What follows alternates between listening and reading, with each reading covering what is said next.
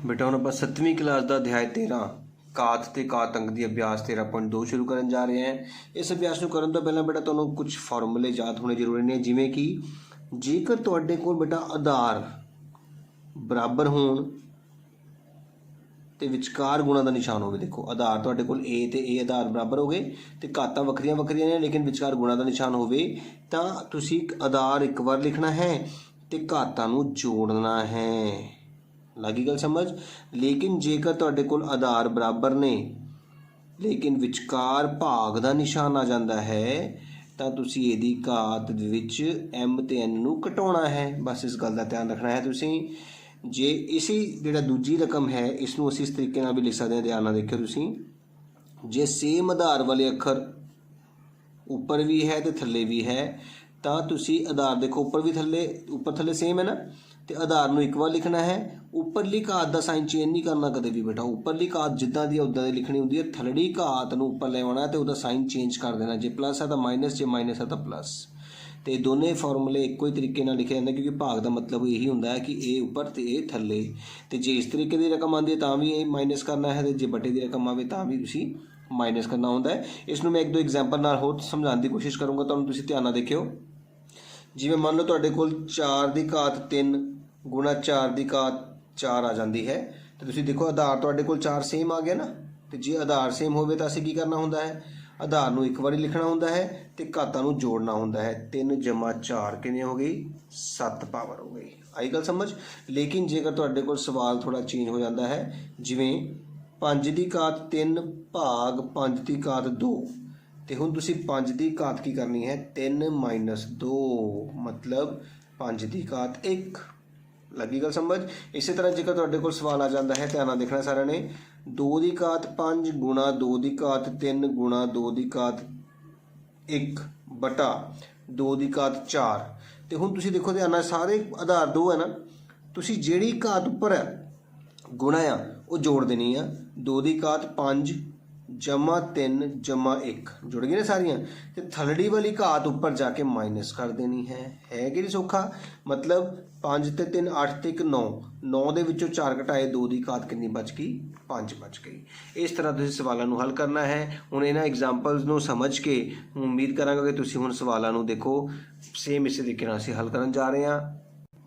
हुण पहला सवाल देखो, 3 की घात कितनी है? 2 गुणा 3 की घात 4 गुणा 3 की घात 8। जिवें कि मैं तुहानूं समझाया, तुसीं 3 की घात 2 जमा 4 जमा 8 कर देना है, क्योंकि आधार सेम ने तो गुणा का निशान है, तो सारिया घातां नूं जोड़ांगे तो 3 की घात आ गई 8 ते 4 12 ते 2 14। यही तुहाडा इस सवाल का बेटा आंसर होएगा। कितना सौखा सवाल है बेटा।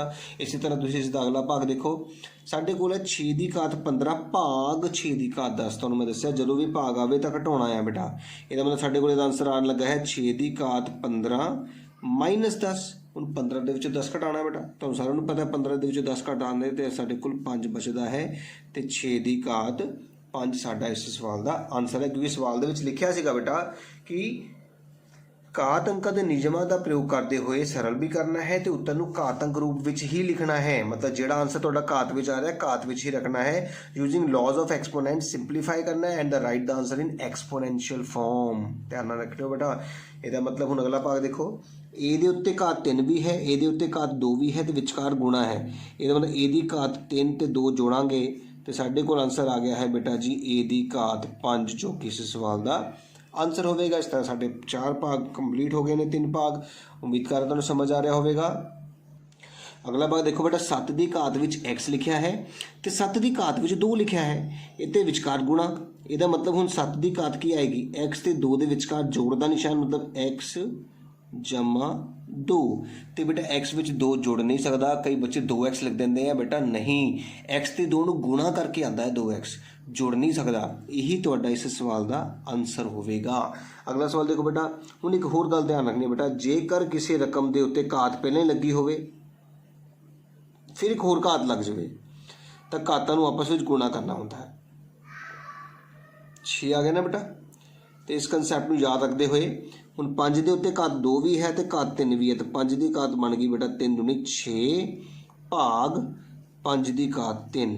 ਲੱਗ ਗਈ ਗੱਲ ਸਮਝ ਕਿਸ ਤਰੀਕੇ ਨਾਲ ਮੈਂ ਇਸ ਨੂੰ 3 ਦੂਣੀ 6 ਲਿਖਿਆ ਹੈ।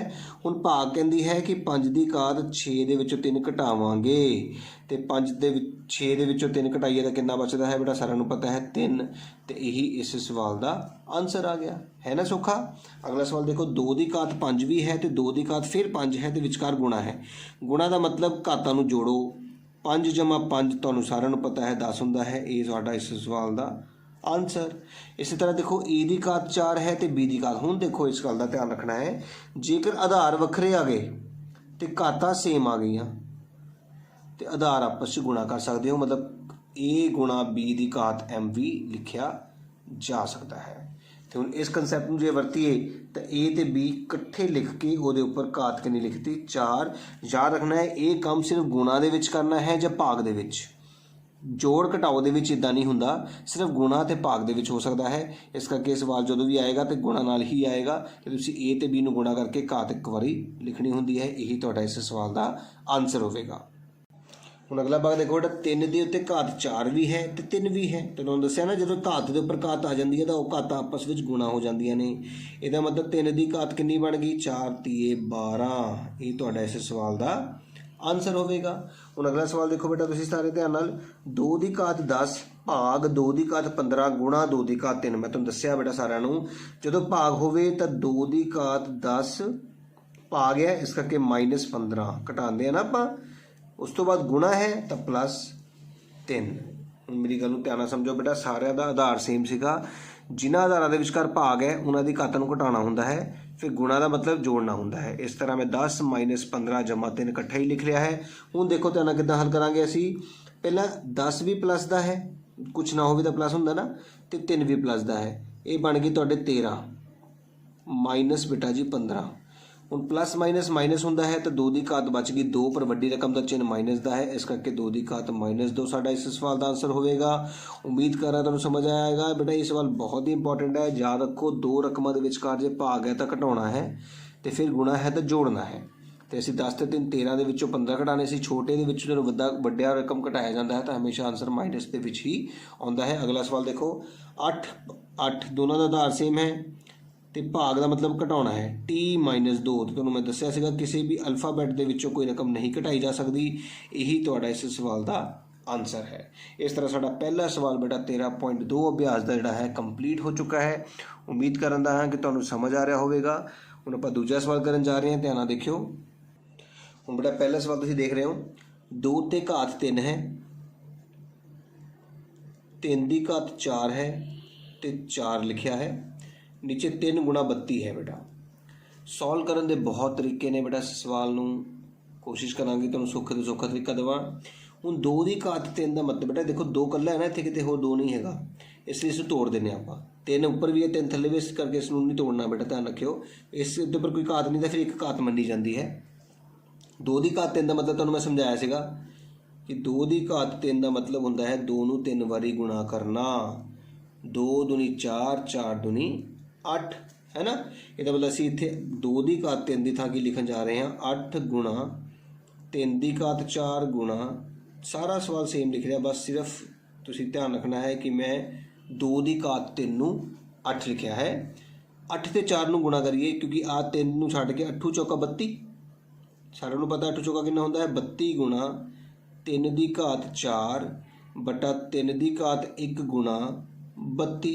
ਅਤੇ ਤੁਹਾਨੂੰ ਸਾਫ਼ ਦਿਸਦਾ ਪਿਆ ਕਿ 32 ਨਾਲ 32 ਬੇਟਾ ਕੱਟਿਆ ਜਾ ਸਕਦਾ ਹੈ। ਹੁਣ ਦੇਖੋ 3 ਉੱਪਰ ਵੀ ਹੈ 3 ਥੱਲੇ ਵੀ ਹੈ, ਅਤੇ ਤੁਹਾਨੂੰ ਮੈਂ ਦੱਸਿਆ ਸੀਗਾ ਕਿ ਜੇ ਏ ਦੀ ਘਾਤ ਉੱਪਰ ਵੀ ਹੋਵੇ ਅਤੇ ਏ ਦੀ ਘਾਤ ਥੱਲੇ ਵੀ ਹੋਵੇ ਤਾਂ ਘਾਤਾਂ ਆਪਸ ਵਿੱਚ ਘਟਾਈ ਜਾਂਦੀਆਂ ਨੇ। ਇਹਦਾ ਮਤਲਬ 3 ਦੀ ਘਾਤ ਉੱਪਰ 4 ਹੈ ਥੱਲੇ 1 ਹੈ, ਘਟਾ ਕੇ ਕਿੰਨੀ ਆ ਗਈ 3 ਦੀ ਘਾਤ 3।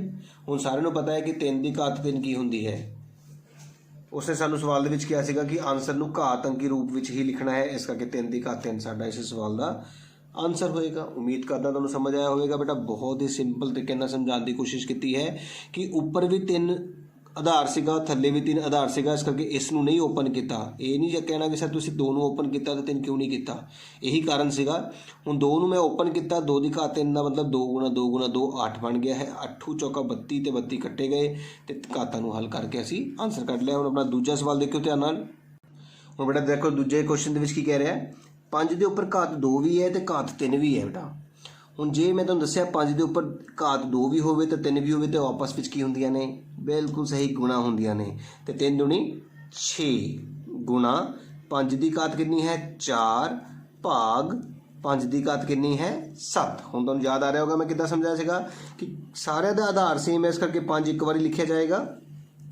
ਗੁਣਾ ਦੇ ਵਿੱਚ ਜਿਹੜੀ ਘਾਤਾਂ ਨੇ ਜੁੜਦੀਆਂ ਨੇ ਤੇ ਭਾਗ ਵਿੱਚ ਘਟਦੀ ਹੈ, ਇਸ ਕਰਕੇ ਮਾਈਨਸ ਲੱਗ ਗਿਆ, ਹੈ ਨਾ ਸੌਖਾ। ਹੁਣ 6 ਤੇ 4 ਜੋੜੋ, ਕਿੰਨੇ ਹੋ ਗਏ? 10 ਮਾਈਨਸ 7, 10 ਦੇ ਵਿੱਚੋਂ 7 ਘਟਾਓ 3। ਕਿੰਨਾ ਹੀ ਸੌਖਾ ਕੁਐਸਚਨ ਬੇਟਾ, ਪੱਕਾ ਸਵਾਲ ਆਉਂਦਾ ਹੈ ਇੱਦਾਂ ਦਾ ਕੋਈ ਨਾ ਕੋਈ ਸਵਾਲ ਪੇਪਰ ਦੇ ਵਿੱਚ। ਬਹੁਤ ਹੀ ਸਿੰਪਲ ਤਰੀਕੇ ਨਾਲ ਬੇਟਾ ਦੇਖੋ, ਘਾਤ ਦੇ ਉੱਤੇ ਘਾਤ ਆਈ ਤੇ ਗੁਣਾ ਕੀਤੀ ਹੈ, ਗੁਣਾ ਦਾ ਨਿਸ਼ਾਨ ਹੋਵੇ ਤਾਂ ਘਾਤਾਂ ਜੋੜਨੀਆਂ ਨੇ ਤੇ ਭਾਗ ਦਾ ਨਿਸ਼ਾਨ ਹੋਵੇ ਤਾਂ ਘਟਾਉਣੀ ਹੈ, ਬਸ।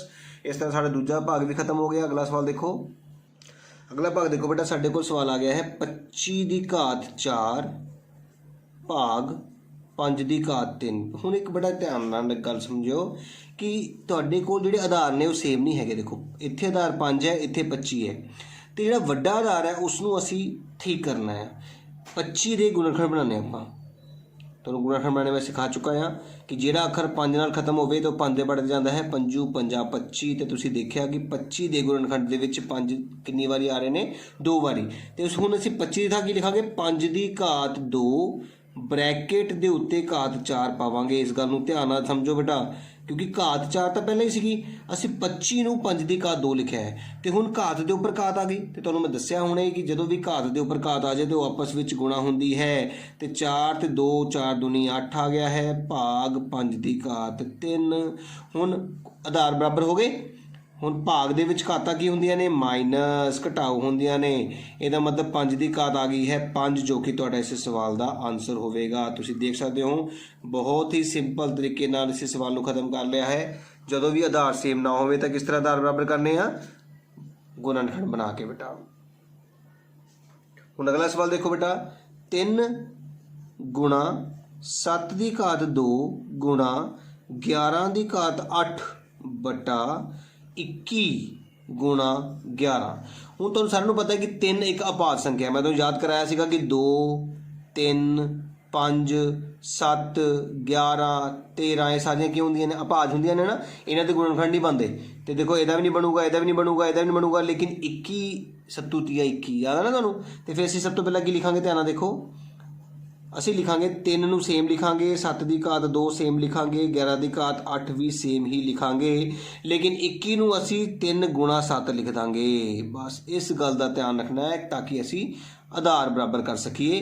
ਹੁਣ ਤੁਸੀਂ ਧਿਆਨ ਨਾਲ ਦੇਖੋ ਕਿ 3 ਨਾਲ 3 ਕੱਟਿਆ ਗਿਆ, ਕਿਉਂਕਿ ਉੱਪਰ ਵੀ 3 ਦੀ ਘਾਤ 1 ਹੈ, ਥੱਲੇ ਵੀ 1 ਹੈ, ਦੋਨੇ ਆਪਸ 'ਚ ਕੱਟੇ ਗਏ। ਹੁਣ 7 ਉੱਪਰ ਘਾਤ 2 ਹੈ, ਥੱਲੇ ਕੁਛ ਨਹੀਂ ਹੈ, ਤਾਂ ਅਸੀਂ 1 ਘਾਤ ਮੰਨਦੇ ਹਾਂ।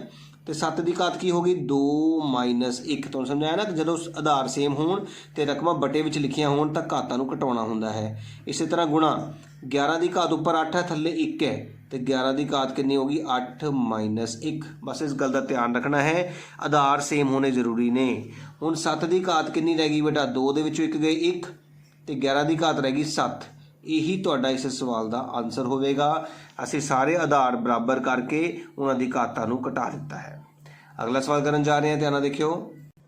ਅਗਲਾ ਸਵਾਲ ਦੇਖੋ ਬੇਟਾ, ਉੱਪਰ 3 ਦੀ ਘਾਤ 7 ਹੈ ਤੇ ਥੱਲੇ 3 ਦੀ ਘਾਤ 4 ਗੁਣਾ 3 ਦੀ ਘਾਤ 3 ਹੈ। ਉੱਪਰ 3 ਦੀ ਘਾਤ 7 ਨੂੰ ਦੇ ਰਹਿਣ ਦਿੱਤਾ ਹੈ, ਥੱਲੇ ਦੇਖੋ ਗੁਣਾ ਹੈ ਨਾ, ਗੁਣਾ ਦੇ ਵਿੱਚ ਘਾਤਾਂ ਕੀ ਕਰਦੀਆਂ ਨੇ? ਜੁੜਦੀਆਂ ਨੇ। 4 ਜਮਾ 3 ਕਿੰਨੀਆਂ ਹੋ ਗਈਆਂ ਬੇਟਾ?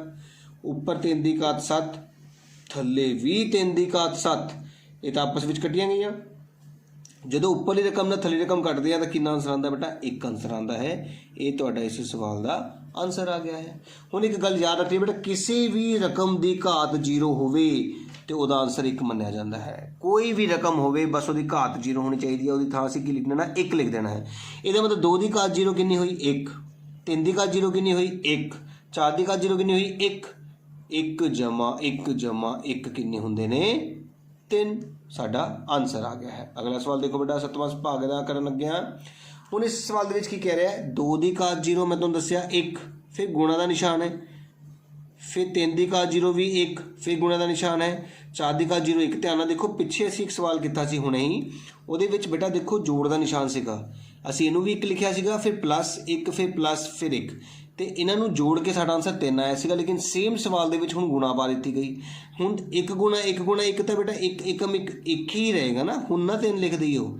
ਜੋੜ ਹੈ ਤਾਂ ਜੋੜ ਕਰਾਂਗੇ, ਗੁਣਾ ਹੈ ਤਾਂ ਗੁਣਾ ਕਰਾਂਗੇ।